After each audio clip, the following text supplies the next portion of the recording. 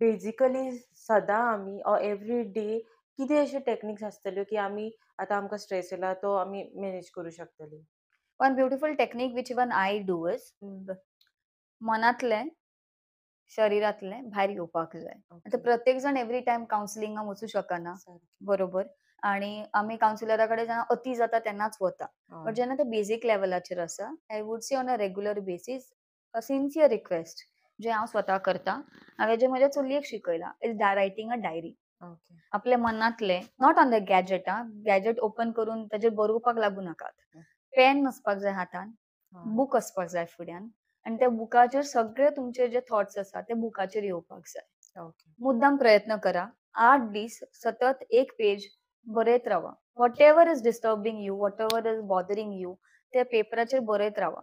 आनी you see your thought प्रोसेसीसाचो flow कळटलो, की खंय थॉट्स रायट आसा, खंय थॉट्स रॉंग आसा, खंय म्हजे कॉग्निटिव्ह डिस्टॉर्शन्स आसा, म्हणजे विचारांमध्ये डिस्टॉर्टेड थॉट्स आसात. हांव एक्झॅज्युरेट करून विचार करता, की म्हजें कोणूच प्रेम करना. हो एक्झॅजरेटेड विचार न्ही, हं. अशें जावूच शकना. हां ना, म्हजे आवय बापूय आसा म्हजेर प्रेम करपाचे किंवा म्हजे धूव म्हजेर प्रेम करता किंवा म्हजे फ्रेंड्स आसा, म्हजे रिलेटिव्हज आसा. सो आमी कितें करता, जेन्ना आमी स्ट्रेसान आसता किंवा नेगेटिव्ह आसता, तेन्ना आमी एक्झॅजरेटेड थिंकींग करता. बरोबर. ताका आमी हं. कॉग्निटिव्ह डिस्टॉर्शन्स म्हणटा. आतां एका मैत्रिणीन म्हाका चीट केलें, सगळ्योच मैत्रिणी म्हज्यो वायट. हांव म्हणटा ना, हांव कोणाचेर विश्वासूच दवरचें ना. तशें नासता. So what we do is because of that exaggerated thinking आमी स्ट्रेस लेवल आमी स्वताचो वाडयता. सो सगळ्यात पयलीं डायरी घ्या, डायरीचेर बरोवपाक लागा.